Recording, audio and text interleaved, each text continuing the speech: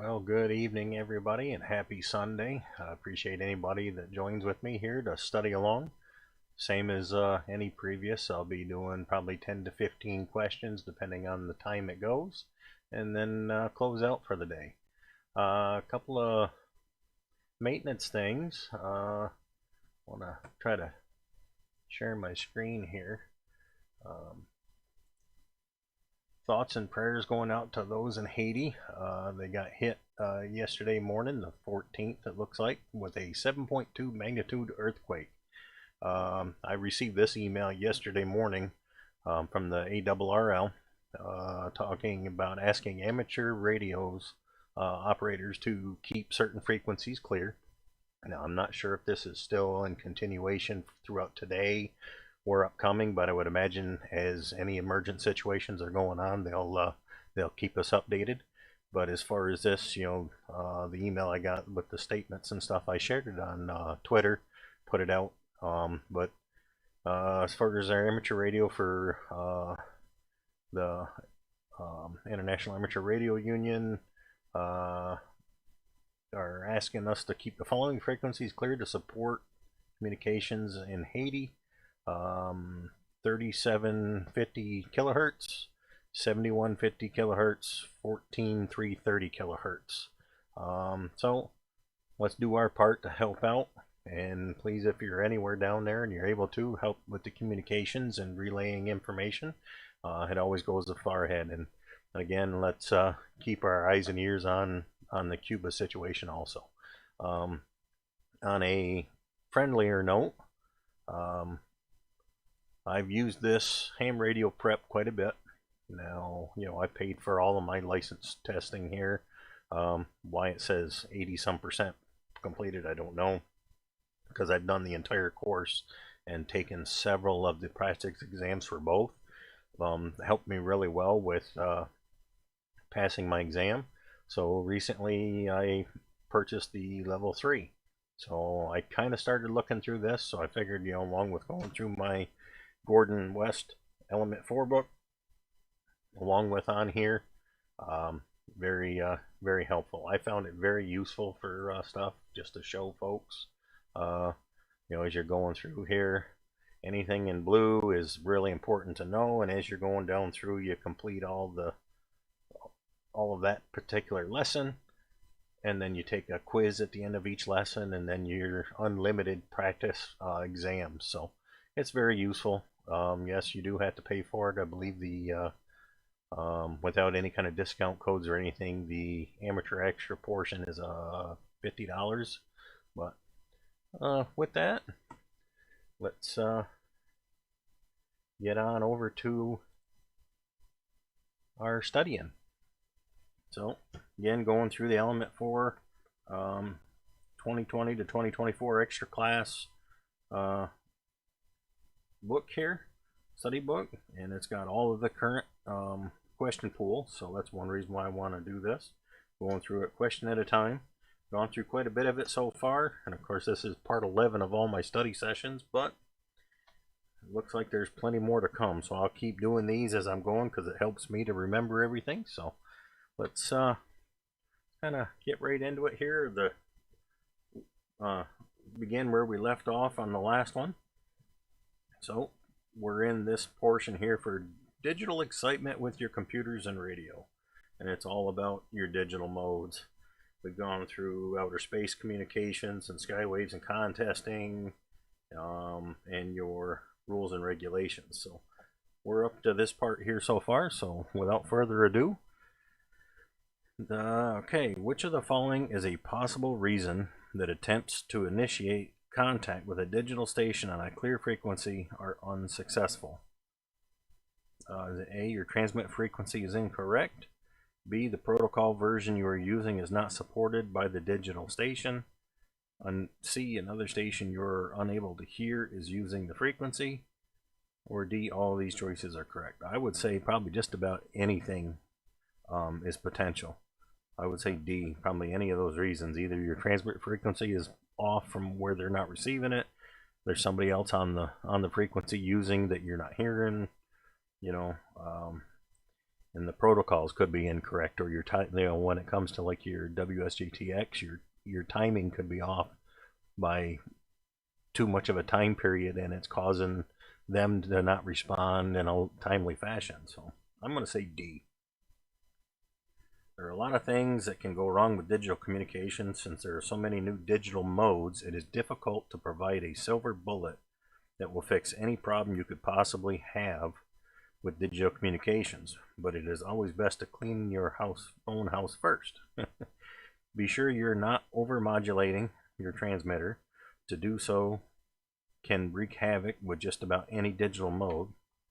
Then check for other obvious problems, such as trying to use a different mode than the other station. Again, common problem given large number of new modes. Be sure your transmitter is on the right sideband. Nearly always upper sideband for digital modes. And also realize that the frequency may sound clear to you, but the operator at the other end may be buried under a pile of QRM. All these choices are correct, so D. And again, as I go through, I've been highlighting all the correct answers, so it gives me a way to go back through and study. All right. What is the most common data rate used for HF packet? 48 baud, 110 baud, 300 baud, or 1200 baud? I'm going to say 1200. So if I remember right, I think it's 1200 baud even for WinLink. So, high frequency packet moves along at a relatively slow 300 baud rate, so these signals do not exceed bandwidth limits on frequencies below 30 megahertz. So I was wrong. 300 baud is relatively slow compared to higher speeds on VHF and UHF. HF packet is not necessarily a right now transmission method. However, it is highly accurate, and even binary files may be sent around the world via HF packet. So it's 300 baud. I was confusing myself thinking about WinLink mode that I've seen used. All right. What is the relationship between symbol rate and baud? They are the same. B, baud is twice the symbol rate. C, symbol rate is only used for packet-based modes. D, baud rate is only used for RTTY. To be honest with you, I'm not sure. Symbol rate and baud rate are the same. So I learned something. And the best indication of bandwidth necessary for transmission. The number of symbols per character may determine the ultimate data rate, but not the bandwidth. So symbol rate and baud rate are the same.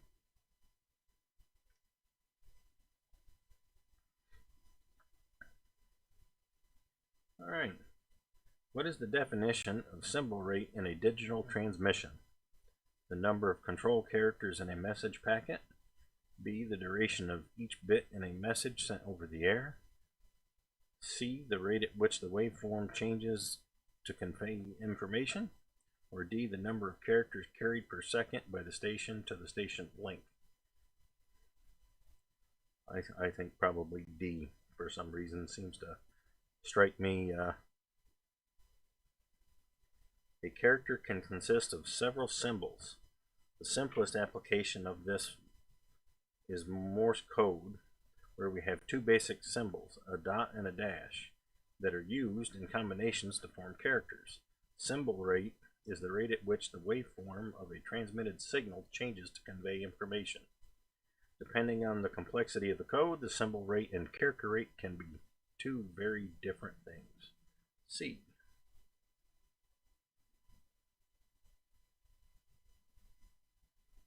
All right.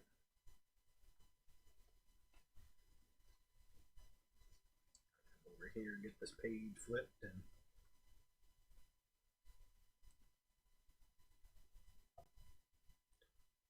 all right. So our next question here. Which of these digital modes has the fastest data throughput under clear communication conditions? Is it A, Amtor, B, 170 Hz shift, 45 baud RTTY, C, PSK31, or D, 300 baud rate packet? Although 300 baud packet sounds relatively slow, the worldwide band is faster than most other modes. So 300 baud.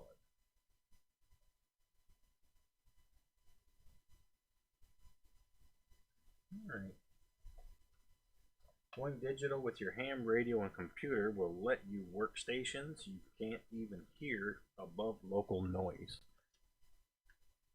I kind of enjoy digital modes, and I do like the FT8 primarily. I've got quite a bit of contacts on FT8, so helping kind of, it's good to know a little more of this information, you know.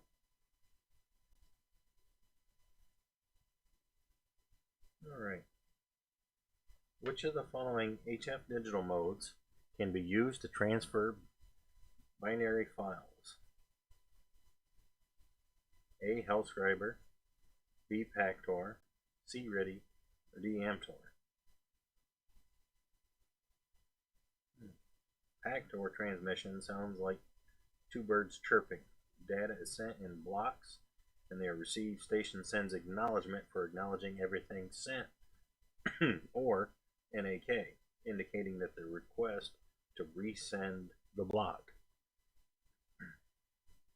Pactor may be used to transfer binary files, allowing you to download programs from BBS and then work with the program on your computer. Kind of done some of this with my Aries group for Jefferson County up here. Participated in a Red Cross drill. And I want to say it was last October, where we used FL Digi to send radiograms as well as the Red Cross supply request forms and stuff back and forth amongst our group, and then one central person collected and forwarded that on to the head of Jefferson County Aries, who then kind of compiled the information and moved it along to Red Cross, so to speak, and then so on. So that's it's pretty neat to see, and it was pretty cool to be part of that drill. So probably I'll try to do some more of those if they bring them. So, all right, next question here. What are some of the differences between Baud digital code and ASC2? Not sure. Don't know. A. Baud uses 4 data bits per character. ASC2 uses 7 or 8. Baud uses 1 character as letter, figures, shift code. ASC2 has no letter, figures, code. B. Baud uses 5 data bits per character. ASC2 uses 7 or 8. Baud uses 2 characters as letter, figure, shift. And ACLS2 uses no letter, figures, shift code. C. Baud uses 6 data bits per character. ASC2 uses 7 or 8. Baud has no letter, figures, shift code. ASC2 uses 2 letter, figure, shift codes. Or D. Baud uses 7 data bits per character. ASC2 uses 8. Baud has no letter, figure, shift code. ASC2 uses 2 letter, figure, shift codes. A lot of information there, and I'm not sure. Baud is a 5-bit code. ASC2 is a 7-bit code. In actuality, ASC2 is an 8-bit code with only 7 bits uniformly defined and no shift code. There are 2 shift codes in Baud, up and upshift and downshift. So the answer is B. 5 data bits per character for Baud. ASC2 uses 7 or 8. Baud uses 2 characters for the letter figures shift. All right.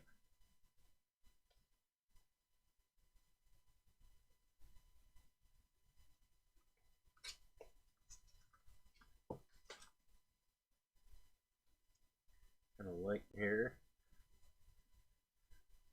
All right. So our next question here. If anybody's joining me here, throw in the chat whether you're going to be going to Huntsville or not, myself, I'm working this weekend for my job, so I won't be able to attend. But I know quite a few of the other YouTubers that are going, so would have been neat to kind of meet up with some of them. All right, what do letters FEC mean as they relate to digital operation? Forward error correction, first error correction, C, fatal error correction, or D, final error correction. I think it's forward error correction, if I'm not mistaken. AMTOR is a digital mode with error correction leading to perfect copy when HF band conditions are favorable. FEC, forward error correction, is done in AMTOR mode B transmissions by sending each character twice. So it is A, forward error correction. How long have we been going for?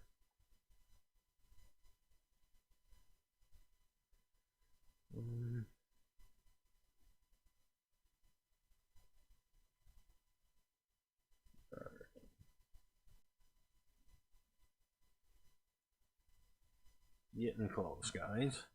Alright, how is forward error correction implemented? A, by receiving station repeating each block of 3 data characters. B, by transmitting a special algorithm to the receiving station along with data characters. C, by transmitting extra data that may be used to detect and correct transmission errors. Or D, by varying the frequency shift of the transmitted signal according to the predefined algorithm. During AMTOR FEC, each data character is sent twice, with no acknowledgement by receiving station. The software used by the receiving station is expecting this extra data and uses it for error-free reception. So C, by transmitting extra data that may be used to detect correct transmission errors. All right, how does ARQ accomplish error correction? Hey, Jason. Nice seeing you. All right, how does ARQ accomplish error correction? Special binary codes provide automatic correction. B, special polynomial codes provide automatic correction. C, if errors are detected, redundant data is substituted. Or D, if errors are detected, a retransmission is requested. What's your guys' guess on that one? I don't know if I want to.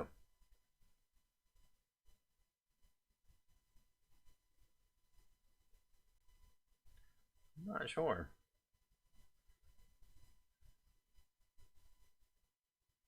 I think it might be D, retransmission requested, but I'm not positive.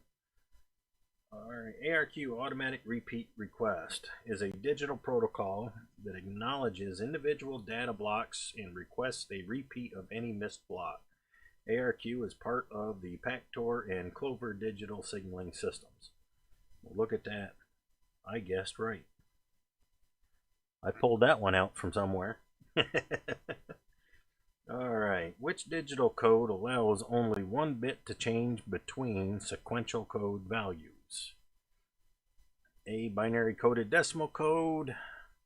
B, extended binary coded decimal interchange code. C, XS3 code.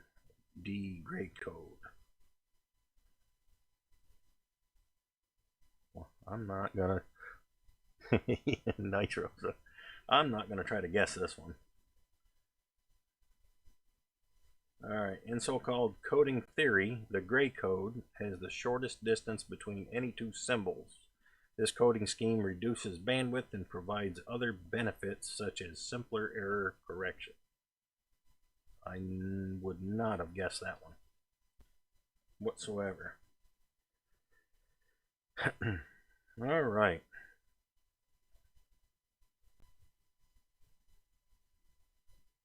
Orthogonal frequency division multiplexing is a technique used for which type of amateur communication? Sounds like you're going to the dentist. A. High-speed digital modes. B. Extremely low power contacts. C. EME.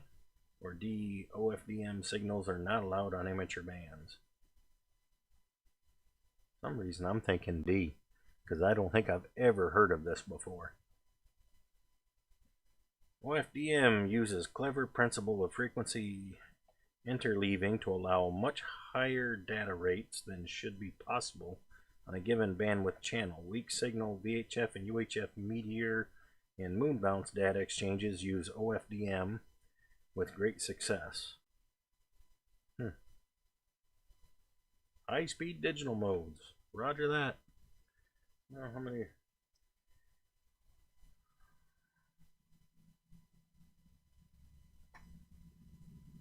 Well, I say we do page 86 and then close it out, because I think Red and some others, yeah, I think Red has at 7 o'clock coming up, so I don't want to, it'll put me at about the number of questions I like to do, and not that way everybody can switch over and try to watch what he's got going.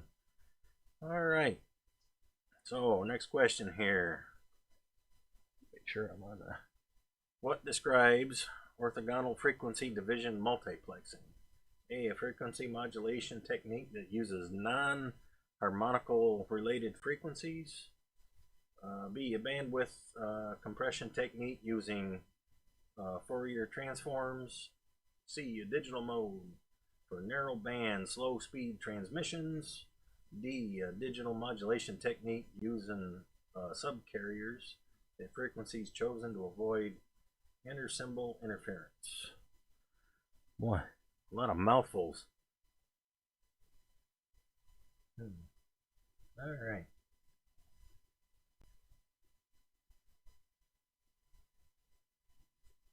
Well, I'm not sure. All right. OFDM requires precise timing and phasing of component signals.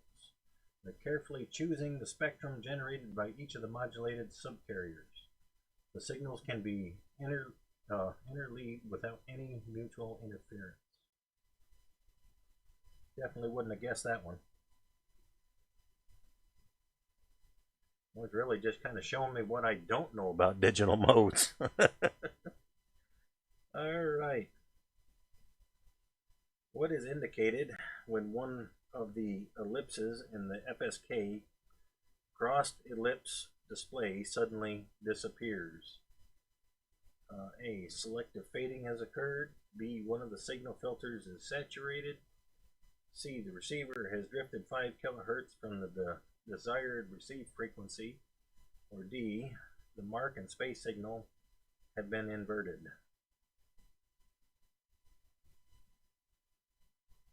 I'm almost thinking it might be something with the your fading in your signal, but either that or it's might be drifted. Most high frequency stations feature a companion station monitor oscilloscope that will display 2 crossed ellipses indicating a properly tuned and digital signal. If one of the ellipses disappears, the phenomenon known as selective fading has occurred. This will cause your received copy to stall until the signal comes out of the fade. Don't touch the receiver during selective fading. You're on frequency, just the propagation has caused the signal to fade in and out. Boy, what a lucky guess that was.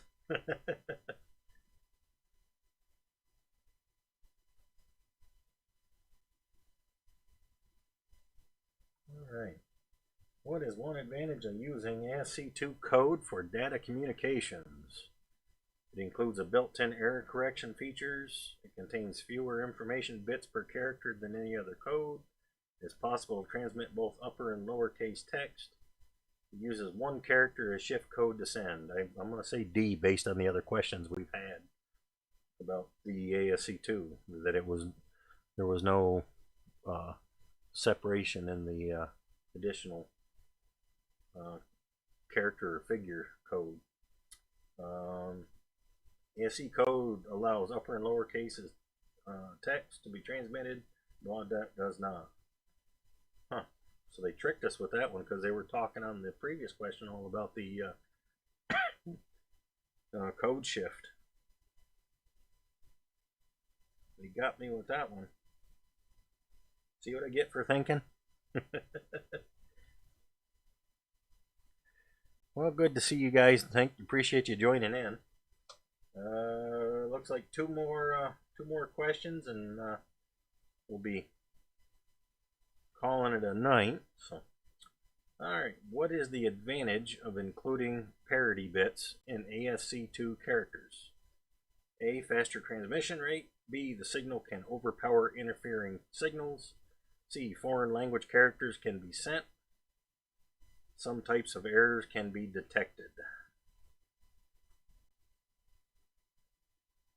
I'm not even going to try to guess. You guys got one?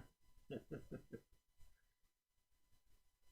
parity bit is used for error detection and data transmission.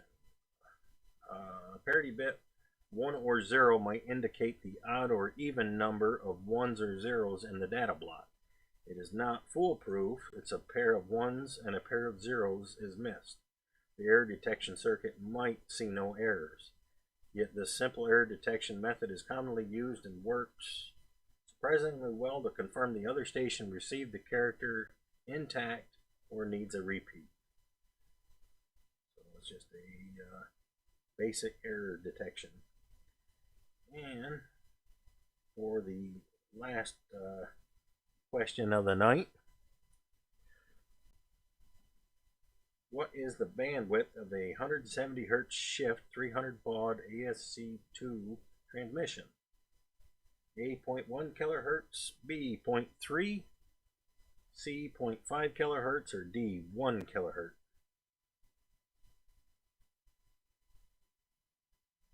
Oh, let's see what it says. Digital bandwidth is BW baud rate plus 1.2 times frequency shift. BW equals 300 plus 1.2 times 170 equals 504 hertz equals 0.504.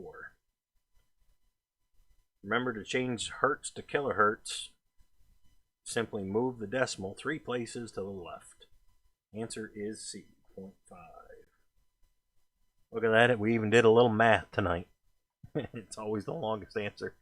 I think you're right when it comes to all these all these so far. So, but how you figure out your bandwidth for the ASC2 is right there for that formula. I have to remember that one because something tells me you'll probably see it once or twice on your test.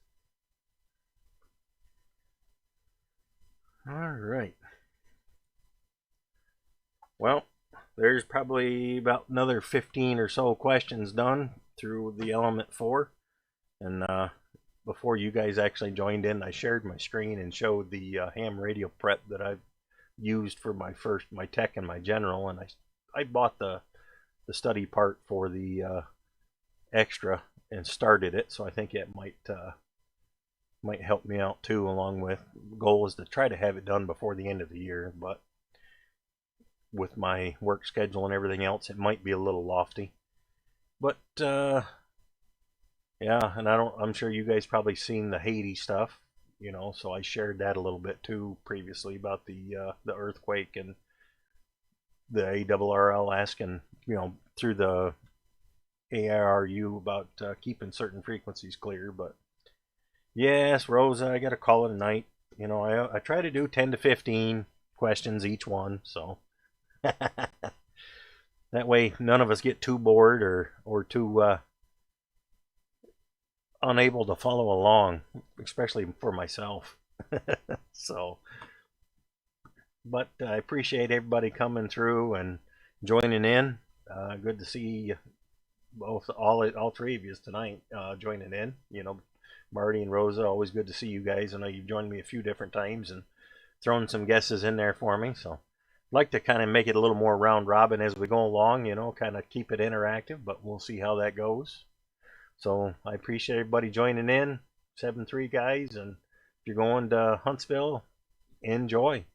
So with that, we'll kind of end it here, and we'll kind of shimmy over and see what Red's got going on over on his stream tonight. Thank you, Rosa, and 7-3, guys.